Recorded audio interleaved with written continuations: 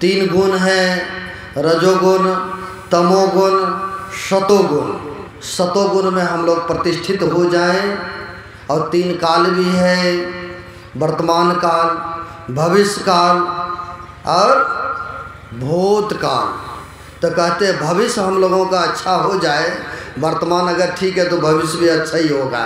तो आइए 3 बार गुरुदेव का बुलंद स्वर दोनों हाथ खड़े करके जय घोष करेंगे।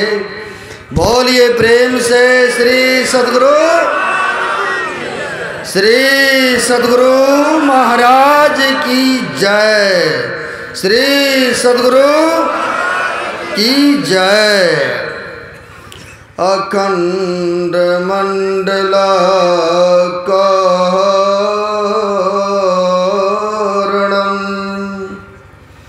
व्याप्तं येन चराचरं तत्पदं दर्शितं येन तस्मै श्री गुरुवे नमः। परम गुरुवे नमः। परापर गुरुवे नमः। परमात्मा गुरुवे नमः। आत्मा गुरुवे नमः। आदि गुरुदेव अनादि गुरुदेव अनंत गुरुदेव अखिल गुरुदेव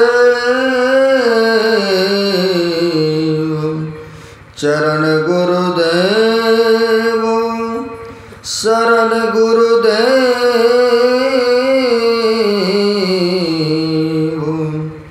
श्री सद्गुरु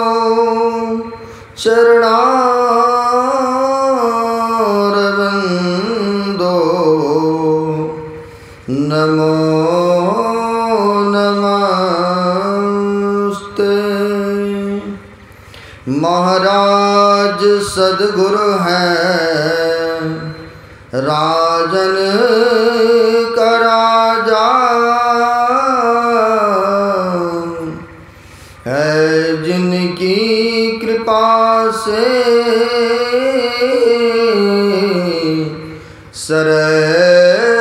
सर्व काजा बन में ही सोए। परम गुरु नमामि नमामि नमामि नमामि।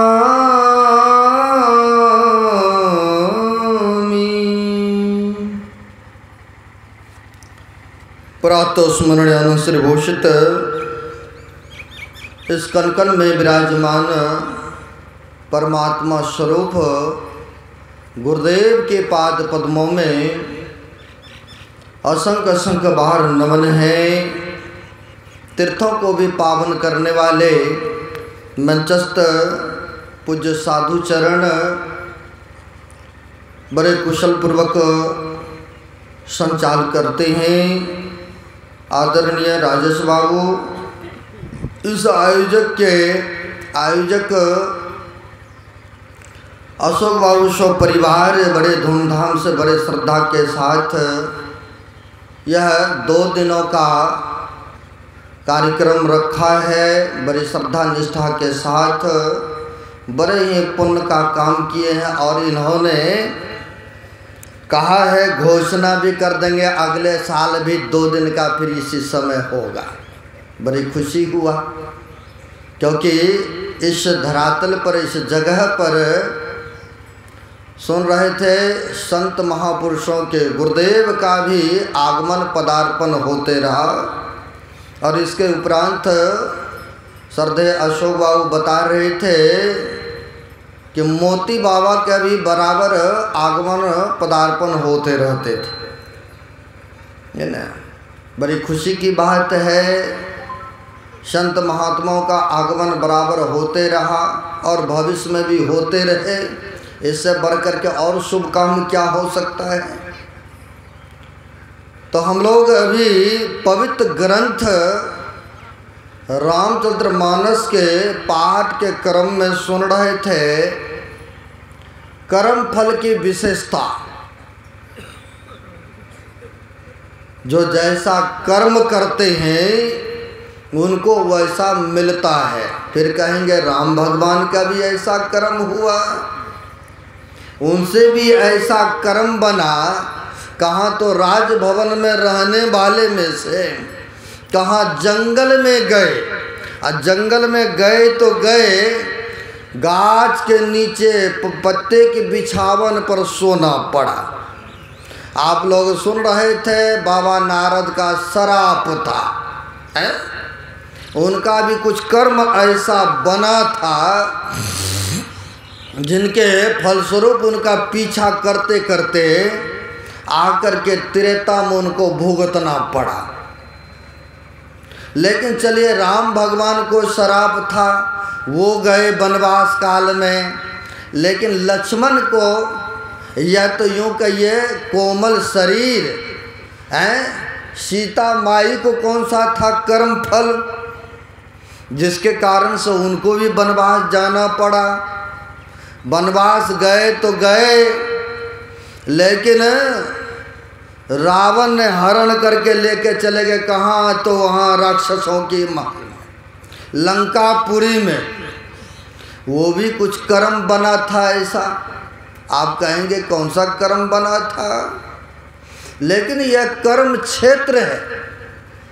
अभी हम लोग सुन रहे थे कर्म प्रधान विष करी राखा, और जो जस कर ही तस फल चाखा। जो जैसा कर्म करते हैं आज नहीं मिलेगा, लेकिन मिलेगा समय आने पर, मिलता है ना। आप पुण्य का बीज बोएंगे तो ये भी समय आने पर फलीभूत होता है। जैसे जमीन के अंदर में आप मकई का दाना या गेहूं का एक बीज को डालते हैं, लेकिन समय आने पर देखिए कितने दाने निकलता है, सैकड़ों सौों की गिनती में, चाहे मक्की का हो या गेहूं का हो या चावल का हो, सैकड़ों की गिनती में निकलते हैं। आप लोग किसान हैं, पता ही है ना। तो गोस्वामी तुलसीदास जी महाराज के पास चलते हैं, वो भी अपने शब्दों में कहने की कृपा किए हैं, तुलसी यह तन खेत है। जैसे आप लोग किसान हैं तो आपकी ज़मीन है, तो आप चाहे मकई बोएं, चाहे गेहूँ बोएं, चाहे चावल की खेती करें ना, धान की खेती, तो उसमें बोए हैं एक दाना को, आज समय आने पर कितने हो गए ने। तो कहते उसी प्रकार से तुलसी यह तन खेत है, यह शरीर रूपी इसको भी खेत बताते हैं। अब मन बच कर्म किसान, अभी सुन रहे थे 3 तरह से कर्म होता है, मन से, वचन से और तन से कर्म होता है। तो वही जी गोस्वामी जी महाराज कहते हैं मन बच कर्म किसान, मन से, वचन से और कर्म से, हाथ पैर से कर्म करते हैं ना। कहते यह किसान है। जैसे आप लोग खेती करने वाले कौन क्या कहलाते हैं, किसान भाई कहलाते हैं। उसी प्रकार से यह भी कहते किसान है, मन बच कर्म किसान। अब फल क्या है, पाप पुण्य 2 बीज है, पाप या पुण्य का 2 ही बीज है ना।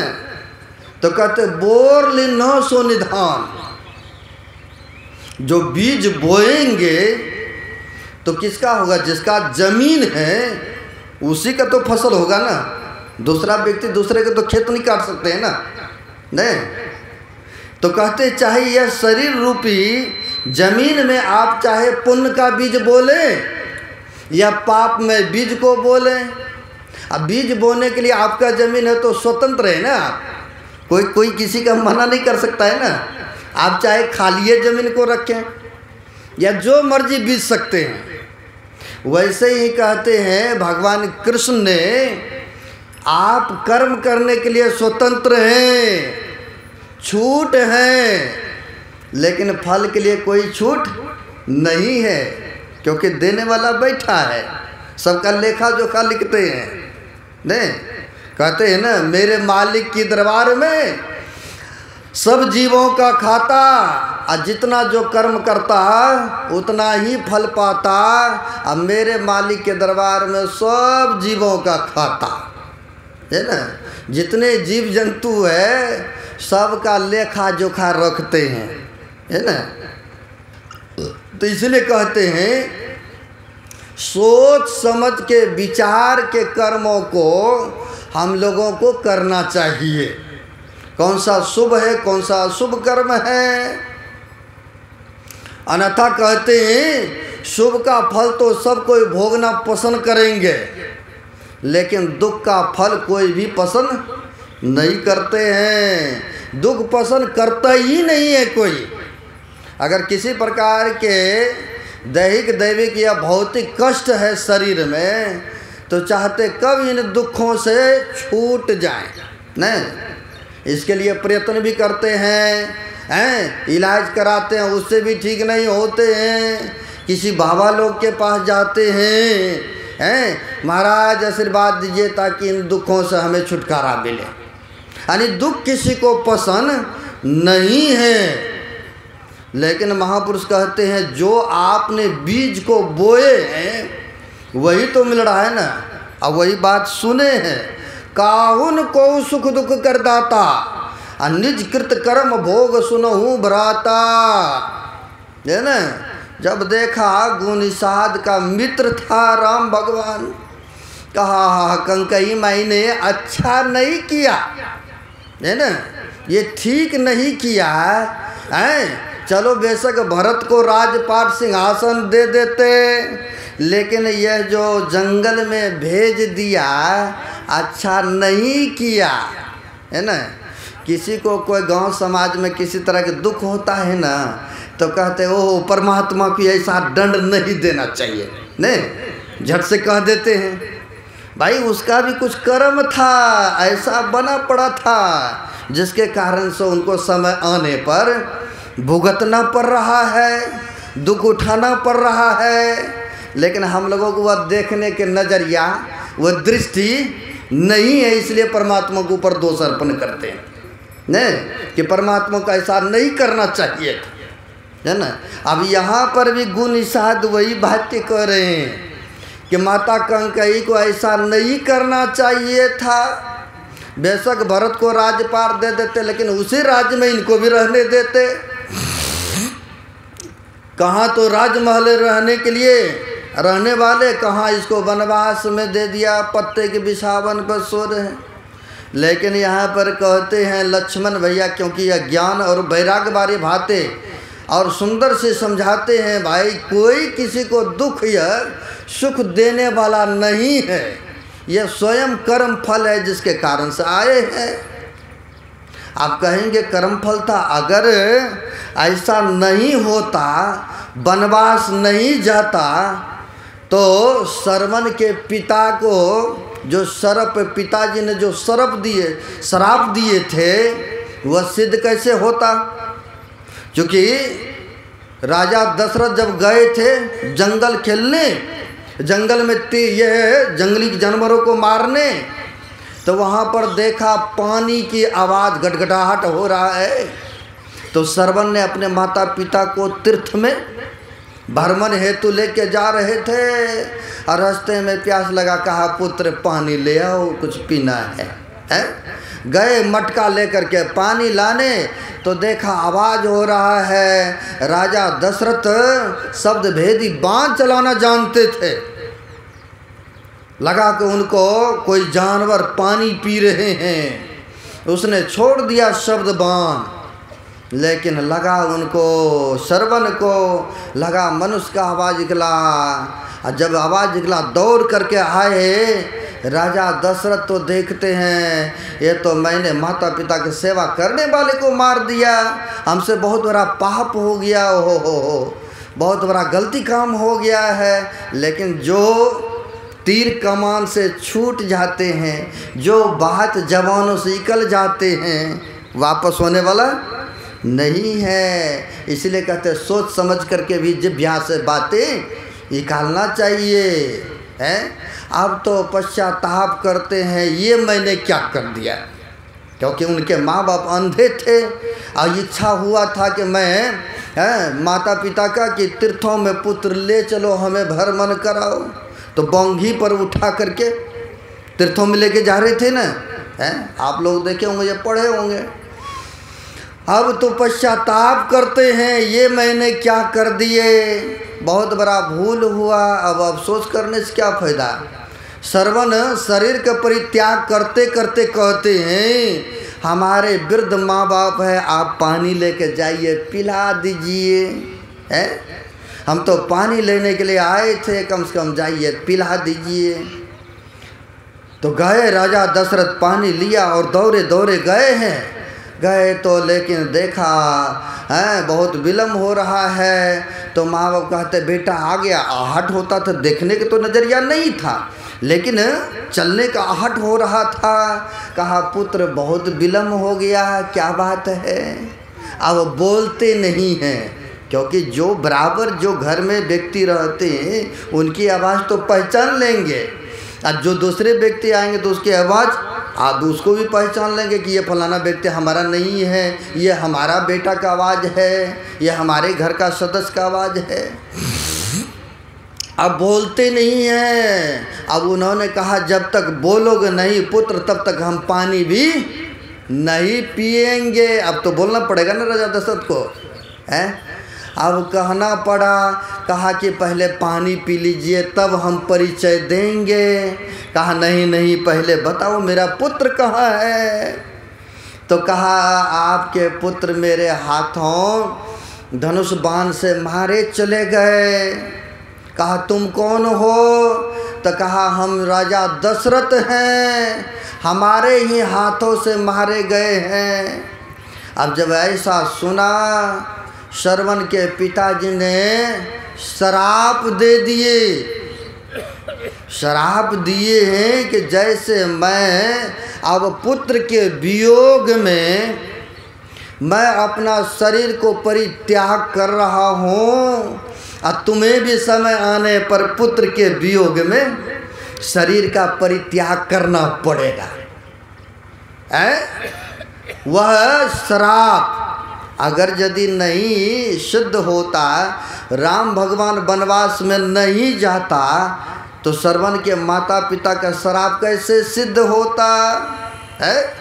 क्योंकि व्यर्थन हुई देव ऋषि वाणी, वो श्राप दिए थे। और जब राम भगवान वनवास में गए तब न हाय राम कह करके इनका शरीर का परित्याग हुआ राजा दशरथ का तभी शरीर छूटा है। तो उनका श्राप था, इस कारण से भी उनको वनगमन करना पड़ा है। और रही बात सीता माँ को क्यों जाना पड़ा है। सीता माँ को चलो जंगल में गए, ऋषि महात्माओं का दर्शन पर्शन हुआ तो हुआ, लेकिन इनको भी जंगल में रावण ने हरण करके ले गए, कहाँ तो लंका। इसका भी कारण था। कारण यह था कि राजकुमारी के शरीर में थी सीता, राजकुमारी के शरीर में थी हैं। तो क्या किए शौक से तोता, एक तोती बैठे थे वृक्ष पर, और गए तोती को पकड़ करके लोहे के पिंजरे में डाल दिया। सुग्गी को पकड़ करके लोहे के पिंजरे में डाल दिए। तो मनुष्य के आवाज़ में बोलती है तोता कि अरे अरे छोड़ दो हमको, पति से वियोग मत कराओ, छोड़ दो हमें, ये लोहे के पिंजरा में मत डालो, हमें छोड़ दो स्वतंत्र, पति से वियोग होने का बहुत बड़ा दुख है, हमें मत इस तरह से बिछेरो, मत उनसे तोड़ो, हमें छोड़ दो। लेकिन एक नहीं सुना, नहीं सुना। तो तोती ने भी शराप यानी सुग्गी ने शराप दे दिया, कहा जाओ हम भी तुमको शराप देता हैं, हमको तो लोहे के पिंजरे में रख रहे हो, जाओ तुमको सोने के पिंजरा में रहना पड़ेगा। है अगर ये शराप नहीं होता तो जंगल कैसे जाते? आज जंगल गए तो गए, लंका क्या था? सोने का था ना। रावण ने हरण करके ले गए और सोने के लंका में रहना पड़ा। यानी उनका भी कर्म पीछा करता आया, उनको भी भुगतना पड़ा, है ना। यानी कर्म किसी को छोड़ता नहीं है। कहा है अपने कर्मों से कोई हंसता है, अपने कर्मों से कोई रोता है कर्म का फेर भाई, सोच समझ के कर्म कर लो भाई। कहते हैं यह कर्म से अपने कोई हंस रहा है, कोई अपने कर्मों के अनुसार रो रहा है, यह कर्म का फेर है। इसलिए कहते हैं सोच समझ विचार करके कर्म कीजिए, है ना। है महाभारत पढ़े होंगे या सुने होंगे, हैं कौन? धृतराष्ट्र और पिता के रहते अब एक भी पुत्र नहीं रहे, अग्निदान देने वाला, कितना बड़ा अनर्थ बातें हैं। कहाँ तो 100 पुत्र, कहाँ जब शरीर छूटा छोड़ने के क्रम में एक भी पुत्र नहीं। कौन सा ऐसा कर्म बना था? एक दिन पूछ बैठे भगवान कृष्ण से धृतराष्ट्र ने कि मेरे से ऐसा कौन सा कर्म बना था जिसके कारण से पिता के रहते एक भी पुत्र जिंदा नहीं रहा?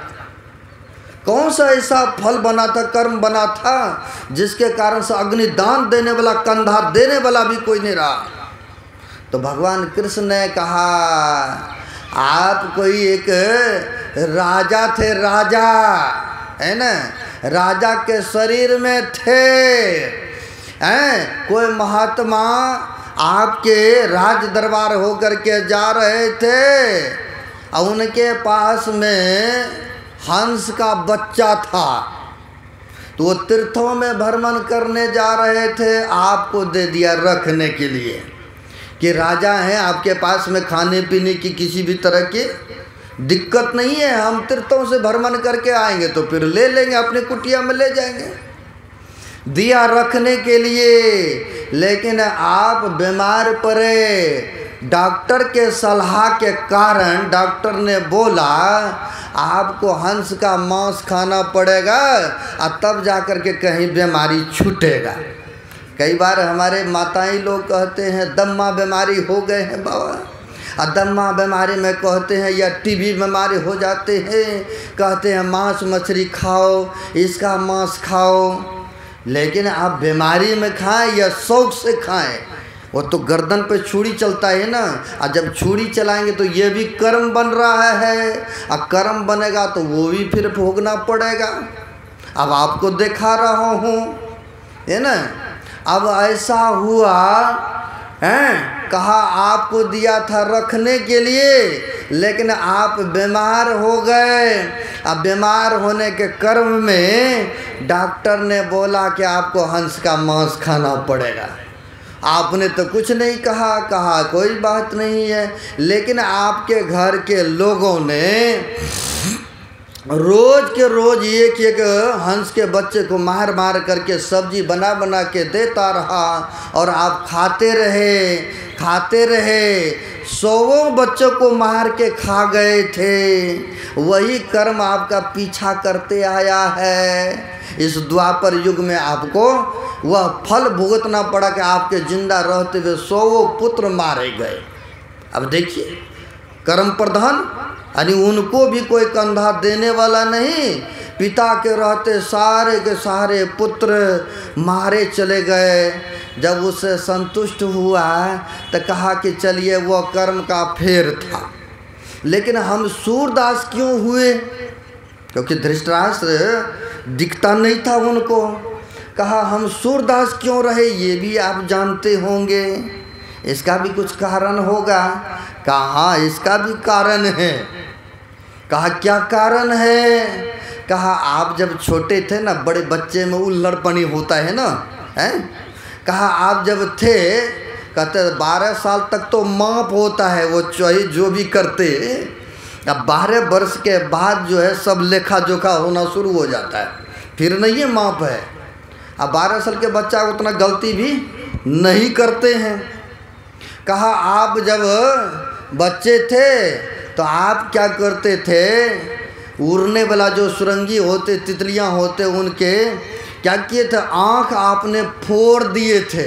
बच्चा लोग को देखे होंगे, बहुत खेलता है, पकड़ता है, आँख फोड़ देगा तो कभी कुछ कर देगा, टांग तोड़ देगा, है तो ऐसे करते हैं। आँख कहा आप बचपन में उसको आँख फोड़ दिए थे, स्विच से लेकर के, हैं ऐसे किए थे, इसका कर्म आपको भुगतना पड़ा, वही कर्म पीछा करते आया। या यूँ कहते हैं महापुरुष कि कछुआ का आँख सी दिया था बचपन में, ये भी सिद्ध होता है। बचपन में उल्लड़पन था, कछुआ का आँखें सी दिया, अब वही कर्म पीछा करते आया तो इनको भुगतना पड़ा, है ना। इसीलिए कहते सोच समझ करके कर्मों को करना चाहिए, वह कर्म पीछा करते आते हैं मनुष्य को, है ना। इसीलिए कहा है पाप छिपाए छिपे नहीं। लोग ऐसे भी होते हैं, बड़ी चतुर होते हैं, कर्म ऐसा कर लेगा और कहेगा किसने देखा है। भाई देखने वाला परमात्मा है ना, सब देखता है। कहा है हरि व्यापक सर्वत्र समाना, वह हरि सब जगह है और सबका लेखा जोखा भी रखते हैं। बेशक उस समय आपको दंड नहीं मिले, फल नहीं दे, लेकिन समय आने पर मिलता है। तो वही कहते हैं पाप छिपाए छिपे नहीं, और जो लहसुन को बो गारे तो गरी रहे, आपो प्रगट होए। अब देखिए यही बात को पुष्टिकरण करते हैं बंगाल के संत हो गए रामकृष्ण परमहंस जी महाराज। सत्संग योग भाग 2 में पढ़े होंगे, उसमें दिया है कि पारस मणि ऐसा एक होते हैं, पाड़ा होते हैं, उसको छिपा करके कोई व्यक्ति खा ले पारा, तो कहते समय आने पर उसका शरीर को फोड़ के सुरंग हो करके वह निकल आता है। कहते ठीक उसी तरह से छिपा के लुको के कोई पाप कर्म किया है और समय आने पर उसको वह फल मिलता है ना। समय आने पर दूसरे भाग में सत्संग योग में पढ़िएगा, समय आने पर मिलता है। वही कहते हैं संत महापुरुष पाप छिपाए छिपे नहीं, जो लहसुन को बोल।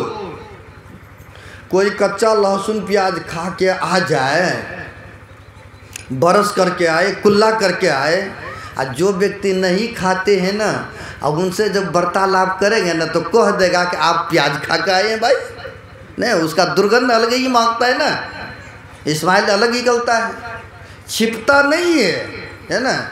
एक व्यक्ति ने बड़े अच्छे, भागलपुर जिले की बात है, मटर पनीर बनाया, हम लोग सभी थे साथ में, हैं बढ़िया से सब्जी बनाया। अब बनाया तो परोस के दिया, सत्संग जब ओवर हुआ तो दिया खाने के लिए परोस के, और जब परोस के दिया थाल में तो बड़ी गमगम कर रहा है ना। तो हम लोग तो लहसुन प्याज खाते नहीं हैं, हम पूछे उनसे कि लगता है प्याज लहसुन इसमें डाले हैं क्या? नहीं बाबा नहीं डाले हैं, मसाला ऐसा ऐसा चला है, दिए कौन कौन मसाला हैं ऐसा सब डेगी मिर्च चला है, ये मसाला का करामत है।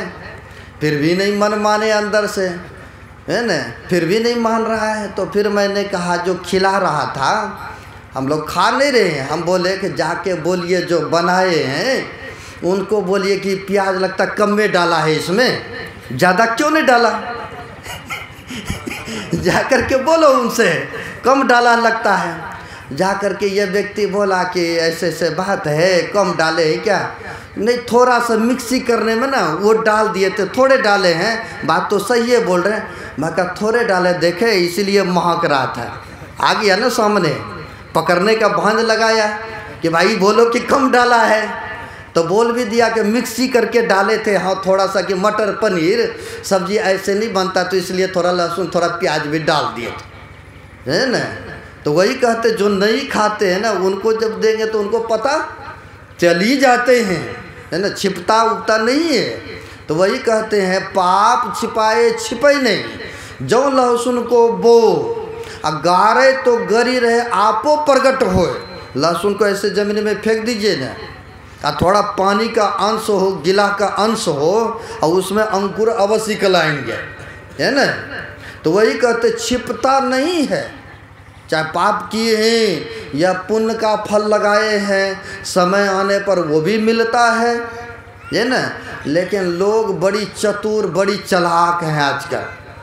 अगर कहीं सुंदर काम किया, किसी का उपकार किया, किसी गरीब गुरबा को हेल्प कर दिया, कोई मंदिर में दान कुछ दे दिया, तो लोगों के पास जा जा के बखान करेगा कि मैंने इतना दान दिया हैं। दीवाल पर लिखवाएंगे, पंखा में लिखवाएंगे, ग्रिल में लिखवाएंगे, ताकि मेरा नाम शब्द लोग पढ़े कि नहीं फलाना ने दान दिया है, दान दिया है, यह उपकार किए हैं, है ना। किसी गरीब गुरबा को वस्त्र दे दिया तो लोगों के पास जा जा के बोलेंगे कि मैंने उनको ये कर दिया। किसी गरीब लड़कियों का विवाह शादी करवा दिया तो जा जा के बोलेंगे कि मैंने तो उनको यह दे दिया, मैंने ये दान कर दिया। यानी शुभ बीज लगाए तो ज़रूर, पुण्य काम किए तो ज़रूर। तो वही बंदर वाला हाल आते हैं। बंदर जाते थे दूसरे के बगीचा में, अभी जैसे आम लीची का सीज़न आ रहा है ना, बंदर जाते थे खाने के लिए।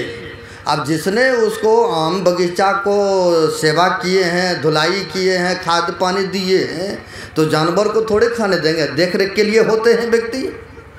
तो वह देख रेख करते थे, डले मारते थे, ईंटा मारते थे, तो सब बंदर भाग निकलता था। एक दिन सब बंदरों का मीटिंग हुआ। मीटिंग ये हुआ कि गुठली से ही तो गाछ होते हैं ना, और नदी के किनारे में बहुत खाली जगह पड़ा है, चलो एक एक गुठली ले आते हैं और अपने अपने ढंग से लगा देंगे नदी के किनारे में। हाँ, अपनी बगीचा होगा, अपने खाएंगे, दूसरे के खेत में बगीचा में काहे जाएंगे ईटा डंडा खाने के लिए। चलो जी, सब बंदरों का मीटिंग पास हो गए, सब गए और एक उधर से गुठली ले आया और ज़मीन के अंदर में डाल दिया। अब डाल दिया और सब विचार करते हैं अपनी बगीचा होंगे, खाएंगे, दूसरे में कहल जाएंगे ईटा डंडा खाने, मार खाने। और घंटा भी नहीं हुआ और सब जाके निकाल निकाल के देखते हैं सब निकाल निकाल के देखते हैं भाई गाछ आया कि नहीं आया है। ओहो नहीं आया, चलो फिर से डाल दो ज़मीन में। अब फिर से डाल दिया, फिर वही विचार करते हैं अपनी बगीचा होंगे, गाछ लगेंगे, खाएंगे।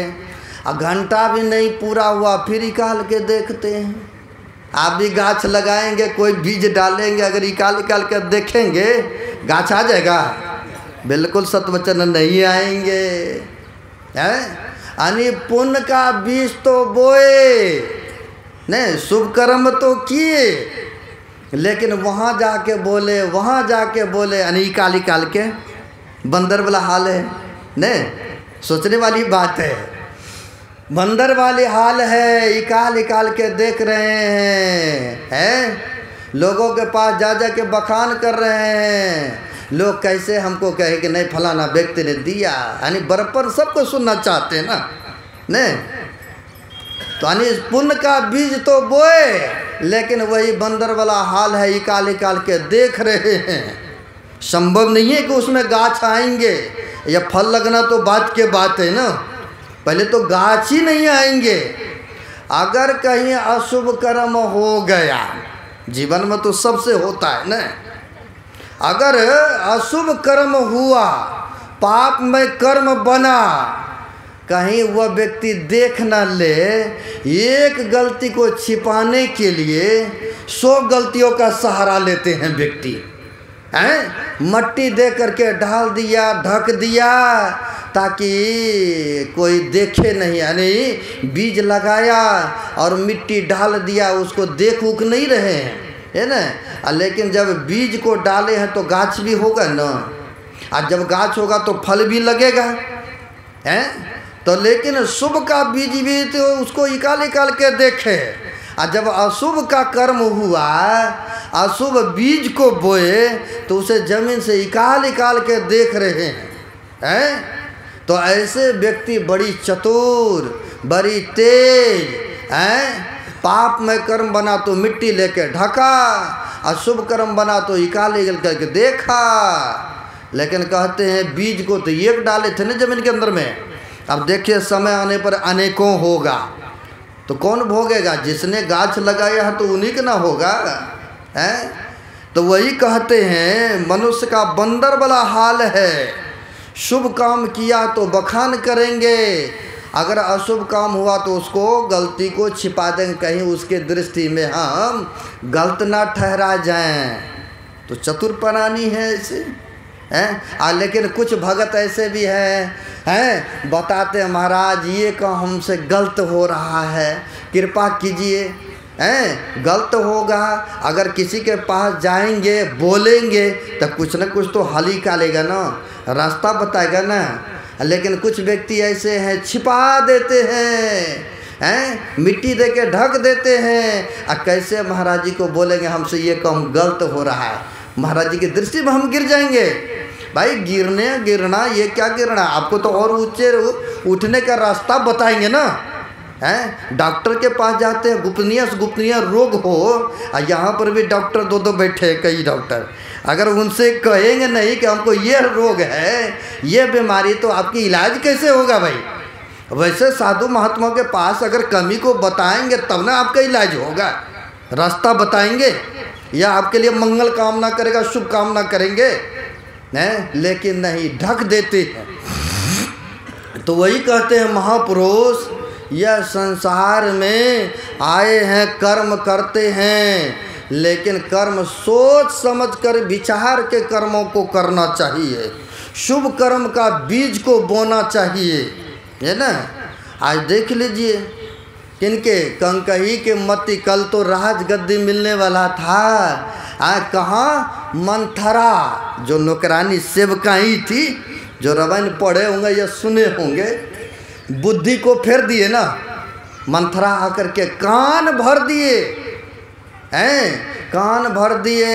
अरे आपका पुत्र जो हैं, उनका नौकर बनेंगे, उनके नीचे में रहेंगे, तुम्हें दो वरदान है, यही मौका है, मांग लो। नहीं, कौन तो मंथरा जाके कान भरे। ऐसे भी व्यक्ति हैं जो कि दूसरे का सुख देखना पसंद नहीं करते हैं, बिगाड़ने में लगा हुआ है ना, बिगाड़ने में लगा हुआ है।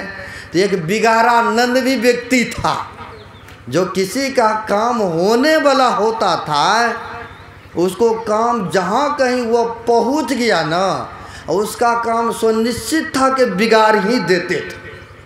कुछ व्यक्ति ऐसे होते हैं आपके गांव समाज में, मुंह पर तो आपको मीठी मीठी बातें करेंगे, लेकिन बाद में उनका अवगुण बखान कर देंगे, लोगों के पास निंदा कर देंगे, उनमें तो ये कमी है जी, ऐसे है, ये गलत है। यानी उनका काम बने बनाए भी कई व्यक्ति ऐसे होते हैं, गांव समाज में भी बिगाड़ देते हैं बने बनाए काम।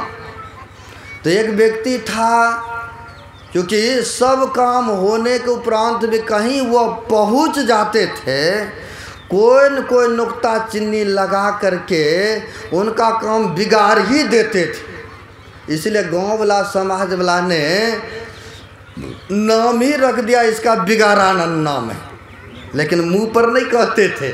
अगर किसी को गलत शब्द कहेंगे तो उनको थोड़ा देर के लिए तो मैं तू हो जाएंगे ना, लेकिन सब कोई उसको नाम ही रख दिया बिगारानंद, है ना। बिगाड़ देते थे। किसी का कोर्ट कचहरी का काम होने वाला होते थे तो कहीं यह पहुंच गया, इसको पता चल जाते थे, तो दूसरे को अंगुल लगा करके उनको जो है बिगाड़ देते थे, लफड़ा में पंगा में डाल ही देते थे, है ना। एक जगह की बात है, शादी विवाह होने के लिए तय तमन्ना हो चुके थे, लड़की वाला पहुंच गया था, लड़के वाला के दरवाजे पर लेनी देनी सब फाइनल, सब फाइनल रोड होकर के आ रहे थे। लड़के के पिताजी ने देखा, अरे वो बिगारानंद आ रहा है, कहीं सभा में आया कहीं बिगाड़ न दे, सब कम होए हुए बने बनाई।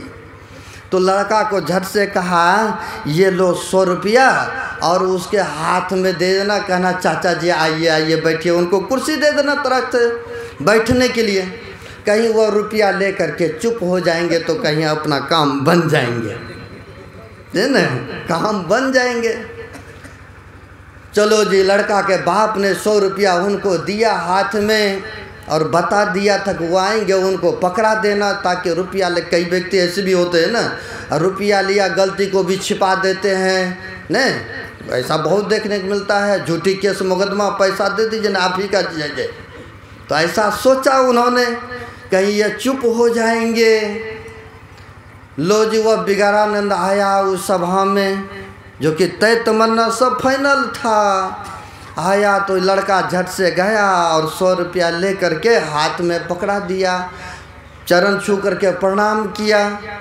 और चरण छू करके जो प्रणाम किया, 100 रुपया जो दक्षिणा दिया, वो बिगारानंद कहता, अच्छा अच्छा मैं आशीर्वाद देता हूँ, अब तुमको मिर्गी नहीं लगेंगे। अब कहा मिर्गी तुमको नहीं लगेगा, जाओ हम आशीर्वाद देते हैं।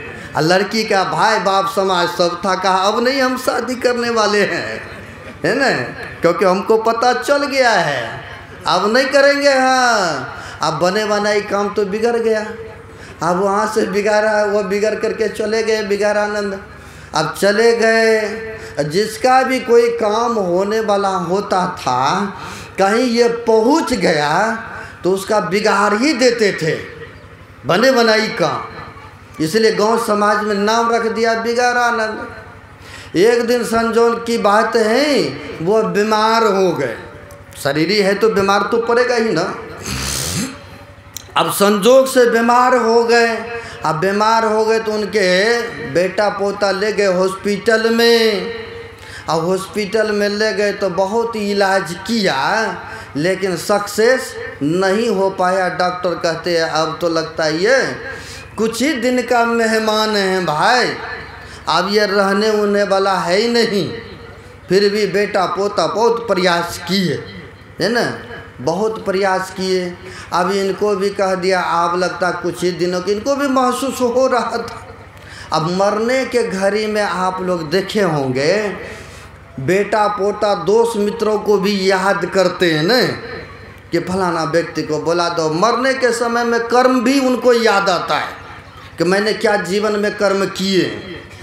अब उनको हुआ जीवन पर्यटन मैंने दूसरे का काम बिगाड़ता रहा, कभी भला नहीं किया, बुरा ही बुरा करते रहे। कम से कम मरने के घड़ी में भी अब कम से कम उनसे क्षमा मांग लूँ।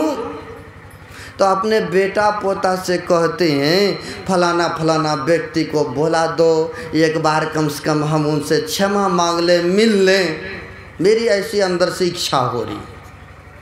तो बेटा पोता गए गांव में घूम घूम करके, कहा हमारे पिता जब अंतिम घड़ी है, आपको याद कर रहे हैं, है ना, याद कर रहे हैं। तो वो लोग आपस में कहने लगा, काहे के लिए जाएंगे इनके पास, ये तो जब तक रहा भले ही इनका शरीर छूट गया, जब तक रहा ये बिगाड़ता रहा, कभी किसी का शुभ चिंतक नहीं रहा, भले शरीर छूट जाए। नहीं, गांव समाज में ऐसा भी कहते हैं, जो परोपकार करते हैं, भला करते हैं, उनके लिए तो दुआएं करते हैं, ईश्वर से प्रार्थनाएं करते हैं कि फलाना बाबू जी जाए तो और बढ़िया रहेंगे, हम लोगों को बड़ी सेवा बड़ी हेल्प मिलता है। अगर कोई व्यक्ति ऐसा गलत करते हैं तो उनके लिए प्रार्थना बेशक मुंह पर नहीं करे, प्रार्थना करते हैं और कहते भी हैं कि भले उनका शरीर छूट जाए न, ऐसा समाज में देखने को मिलता है। अब आपस में कहने लगे भले शरीर छूट जाए, हम लोग काहे जाएंगे। उन्हीं गांव में एक समझदार व्यक्ति था, कहते हैं बिगाड़ा तो मेरा भी काम है, अब मरने के घड़ी में है, याद कर रहा तो भाई चलो कोई बात नहीं है। वो याद कर रहे हैं, कई बार आप लोगों को भी याद करते हैं, तो आप लोग भी एक बार जाते, चलो अंतिम घड़ी तो मिल आते हैं ना, तो सोचते हैं कि मिल आते हैं। अब गए 2 4 10 आदमी गए, उठ तो पा नहीं रहे थे, सोए सोए हाथ जोड़ते हैं कि हो सके तो हमें आप क्षमा कर दीजिए, मैंने बिगाड़ता रहा आपका काम, है ना, बहुत गलती किया हो, क्षमा कर दीजिए। गांव समाज के भी हुआ कि चलो अब माफ़ी मांग रहा तो दे देना चाहिए माफ़ी। कहा कोई बात नहीं है, हम भूल गए सारे क्या किए नहीं, जो भी किए हैं हम भूल गए, चलिए क्षमा करता हूँ। कहा क्षमा कर दिए? कहा हाँ क्षमा कर दिए। कहा मेरी एक इच्छा है। कहा क्या इच्छा है? कहा हम जब तक शरीर में रहे, संसार में रहे, तो हम यह मुंह से या जिह्वा से हम कटु शब्द बोलते रहे, लोगों को बिगाड़ते रहे, और जब मेरा शरीर छूट जाए तो मेरी एक ही तमन्ना है, आप पूरा करेंगे ना?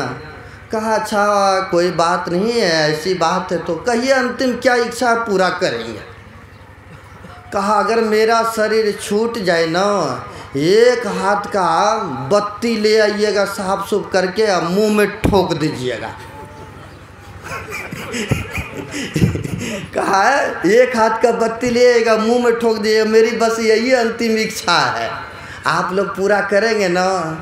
तो गांव लोग भी सोचा कि चलो शरीर छूट ही जाएगा तो कोई नहीं, इनकी अंतिम इच्छा पूरा कर देंगे। शरीर छूटेगा तब ना ठोकेंगे, जिंदा में तो ठोकने नहीं देंगे। एक फुंसी भी होता है तो बिना उसको भोत सुई दिए हुए चीड़ा फाड़ा भी नहीं करने देते ना। कहा अच्छा शरीर छूटेगा तो ये भी अंतिम इच्छा हम पूर्ण कर देंगे। अब लो जी कुछ दिन के बाद उनका शरीर छूट गए। अब गांव समाज में कहा अरे इनका एक अंतिम इच्छा था, सुने थे ना आप भी, सुने थे ना आप भी? कहा हाँ हाँ सुने थे कि एक हाथ का ले आना है, ठोकना है मुंह में। लाया एक हाथ का, ले आ करके मुंह में ठोक दिया। अब ठोक दिया तो घरे में नहीं रखेंगे, अर्थी भी लेंगे। अर्थी पर लेके जा रहे थे इधर से, और कपड़ा ओढ़ाया हुआ था, उधर से पुलिस की गाड़ी आ रही थी। सोच सकते हैं आप लोग, है ना? अब उधर से पुलिस की गाड़ी आ रही थी, पुलिस देखते हैं अरे शरीर छूटता है तो लेवल में होता है, इसके मुंह के पास ऊंचा है, इस मुंह के पास में ऊंचा ऊंचा, क्या बात है जी? अब तो सब भय में कांपने लगे, क्या अब पंगा पड़ेगा नहीं पड़ेगा? अब सब डरने लग गए, कांपने लगे। कह रहे उसको नीचे उतारो, तुम लोग भयभीत हो, कोई बात तो जरूर है, हैं? नीचे उतारो। और नीचे उतारा, का कपड़ा उठाओ, और कपड़ा जो उठाया, कह रहे तुमने कील ठोक के इसको मारा है, चलो पहले जेल के अंदर में। सबको जेल के अंदर में हवाले कर दिया बंद। अब ये लोग जेल में सोचते अरे बिगाड़ा आनंद, जब तक तुम जिंदा रहा तब तक तो बिगाड़ते रहा, लेकिन मरने के बाद भी तुमने हम लोग को जी है जेल खाने में दे के गया, बिगाड़ के गया, जाओ रे तुम, हैं? तो ऐसे भी व्यक्ति होते हैं ना समाज में। जैसे मंथरा ने कंकई का बुद्धि बिगाड़ दिया ने, आखिर कान में भरा बात, कहा अरे अरे वरदान है वो, मांग लो यही मौका है, तब ना वो मांगा, नहीं तो राम भगवान सिंहासन पर बैठने वाला था, राज तिलक होने वाला था। तो ऐसे सब भी व्यक्ति होते हैं, यानी दूसरे का काम बिगाड़ करके अपना आनंद खुशी मनाते हैं, लेकिन कहते हैं ये भी कर्म आपसे बन रहा है, कर्म छिपता नहीं है, आज न कल वह भुगतना ही पड़ता है ना? चाहे लुको के करें चाहे छिपो के करें, जैसे भी करेंगे आपको वह फल मिलेगा ही मिलेगा, है ना? आप लोग सुने होंगे, अपनी छोटी सी दृष्टांत दे करके वक्तव्य को बंद करूंगा, है ना? महर्षि संसेवी परमहंस जी महाराज कहा करते थे प्रवचन के क्रम में, कहा दो मित्र था और दोनों मित्र में बड़ी घनिष्ठता, बड़ी मित्रता, है ना? लेकिन एक मित्र धनी मानी थे, एक मित्र बड़ी गरीब था। और गरीब था तो उनको धनी मानी को हुआ है तो मेरा ये मित्र है, क्यों नहीं इसको कुछ पैसा रुपया दे करके अपने साथ इनको बिजनेस में लगा देते हैं। उनको दया आया तो लगा दिया। अब छोटे मोटे खरीद बिक्री करते करते करते करते एक दिन बड़ा खरीद बिक्री करने लग गए। और जब मोटा खरीद बिक्री होने लगा तो यहाँ से रकम खरीदते थे, अब बाहर सेल करते थे, बेचते थे। अब ट्रक के ट्रक बेचना खरीदना होने लगा, यहाँ से दूर में भेजा। जब शहर में गए तो भाव रेट कम गए, और कमने के बाद सोचा कि ये बेचना ठीक नहीं है तो गोदाम में रख दिया। कहा जब भाव रेट चलेगा तो बेचेंगे। अब वहाँ पर रख दिया। आ गए घर दोनों मित्र आया। कुछ दिन के बाद एक मित्र को भेजते हैं, जो गरीब मित्र थे इनको भेजते, जाके देख आइए एक बार। जब गए तो वहाँ पर ठीक ठाक था। चिट्ठी, उस समय पुराने ज़माने में चिट्ठी चलता था, चिट्ठी भेजे, मित्र बहुत बढ़िया है, आ जाइए बेच करके हम लोग घर चले जाएंगे। आया तो बहुत बेचा तो बहुत इनकम हुआ, लाभ हुआ। अब बहुत लाभ हुआ। दूर से आ रहे थे, अब दूर से आ रहे थे तो एक जगह संध्या हो गया आते आते। कहा इतना रुपया पैसा है, जाना ठीक नहीं है, रात धर्मशाला में रूम लेते, रह लेते। आप लोग भी कहीं सफ़र करते हैं तो रह लेते हैं, चलो कल जाएंगे या जाएंगे, कोई बात नहीं है न। अब वहाँ पर रह लिया तो जो धनी मानी मित्र थे ये कहते हैं, मित्र हम भोजन करके आते हैं, तुम्हारे लिए हम लेके आएंगे। कहा ठीक है, कोई बात नहीं है। गए होटल में भोजन किया। अब भोजन करके मन में भोजन करते करते मन में बात उठा, इनको पैसा दे दे करके हम ही तो हेल्प किए हैं, इतना सारा इनकम हुआ, लाभ हुआ है, इनमें आधा बांट के देना पड़ेगा। सो क्यों नहीं, अभी कौन देखता है, कौन जानता है कितना लाभ हुआ नहीं हुआ। सो क्यों नहीं भोजन कर लेता हूँ, भोजन में विष मिला देता हूँ। अब विष मिला देंगे, खा लेगा, राम नाम सत्य होगा। घर के लोग पूछेंगे तो कुछ कागज़ डॉक्टरों से फर्जी कागज़ बनवा लेंगे कि इलाज कराया नहीं ठीक हुआ, राम नाम सत्य हो गए। अब वही करते हैं, खा लिया और खा करके आ गया, उसमें जहर मिला करके लो मित्र भोजन करो। अब देखिए कर्म के ऊपर में ये पाठ हुआ है, कर्म कैसे उनको फेरा से बांधते हैं, ये ना, कर्म किसी को छोड़ा नहीं है। अब होता क्या है, कहा मित्र लो भोजन कर लो, हम तो कर लिए हैं। उनको क्या पता इसमें क्या है नहीं है, मित्रता था, विश्वास था। खा लिया भोजन, खा लिया तो विष तो था ही, खाया, राम नाम सत्य हो गए। अब राम नाम सत्य हो गए, कुछ पैसा दे करके लोगों को उसको जल प्रवाह कर दिए। अब सोचते हैं घर जाएंगे तो कुछ सबूत मांगेगा, कहेगा कहाँ गए हमारे मित्र हैं, कहाँ हमारा पिता है, कहाँ हमारा भाई है। तो उसने डॉक्टर के पास गया, कुछ रुपया जेब में डाला, कहा झूठी कागज़ बना दीजिए, ऐसे ऐसे बात है। तो डॉक्टरों ने भी बना दिया कागज़। अब बना दिया, आ गए घर। अब रो रो करके झूठी नखरा घर के आदमियों को बताने लगे। उनके जो मित्र के 2 बच्चे था, बच्चे और पत्नियों को कि क्या बताएं, सख्त बीमार हुआ, इलाज कराए लेकिन सक्सेस नहीं हुआ है। ये देखिए ये कागज़, ये बीमारी था, लेकिन लाभ भी नहीं हुआ, इनकम भी नहीं हुआ, इतना रुपया भी हमने लगा दिए हैं, इलाज में कुछ फ़ायदा नहीं हुआ, लेकिन ये कुछ रुपया बचा है, क्रिया सरहद कर लीजिएगा हैं। लेकिन होता क्या है, चलो विश्वास किया, बड़ी घनिष्ठता था, घर के लोगों ने भी सोचा कि हो सकता है ऐसा हो गया, विश्वास किया, लेकिन उनको बच्चे उच्चे कुछ होता नहीं था। और संजोग पा कर के उनके घर में एक पुत्र जन्म ले लिए। अब बड़ी मन में खुशी के पैसा रुपया तो था ही, कहा पाप किया तो बाप कहलाया, बड़ी खुश है कोई हमें निवंश तो नहीं कहेंगे ना, बिना पुत्र वाले तो नहीं कहेंगे ना। बड़ा खुश हुआ, बढ़िया स्कूल में पढ़ाई लिखाई सब कुछ होने लग गए क्योंकि रुपया था ही पहले से काफ़ी, बढ़िया से पढ़ाया लिखाया, शादी की योग्य हुआ, शादी भी हो गए। अब शादी भी हो गए, संजोग से होता क्या है, अचानक वो लड़का बीमार पड़ गए। अब अचानक बीमार होते हैं, और शादी नमा हुआ ही था। अब इलाज के लिए वहाँ गए। अब जहाँ जाए तो रुपया लगता ही था। अब बहुत जगह इलाज कराए, बहुत जगह पर गए, लेकिन कहीं ठीक नहीं हुआ। डॉक्टर के तरफ से जवाब मिला। अब जवाब मिला तो जवाब मिलता तो क्या करते, ले जाइए घर में सेवा कीजिए, कुछ दिन का मेहमान है। ले आया घर में, सेवा करने लग गए। हाँ, सेवा करने लगे। कुछ दिन के बाद अचानक वह लड़का हंस बैठते हैं। कुछ बोलते नहीं थे, उठ नहीं पा रहे थे। अचानक एक दिन घर में हंस दिया, ज़ोर से चिल्लाने लगे। तो माँ बाप दौड़ के आते हैं, कहा बेटा ठीक हो? कहा हाँ हम अब ठीक हैं। कहा ऐसे बोल रहे हो बेटा ठीक है? कहा हाँ अब मैं ठीक हूँ। कहा अच्छा ठीक हो? कहा हाँ ठीक हूँ। कहा पहचाने हमें? कहा बेटा तुम हो मेरा, तो पहचानने क्या सवाल है, बचपन से गोद खिलाया हूँ।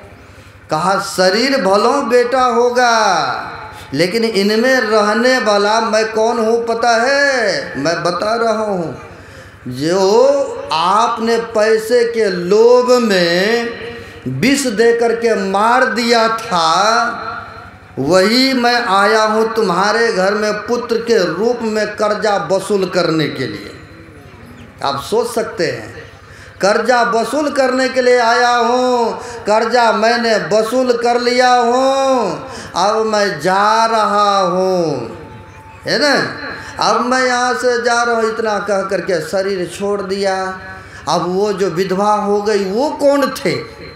जो डॉक्टर ने पैसा ले करके झूठी फर्जी कागज बनाया था, वो लड़की के रूप में जन्म लिया और शादी हुआ, वो विधवा हो गई डॉक्टर के घर।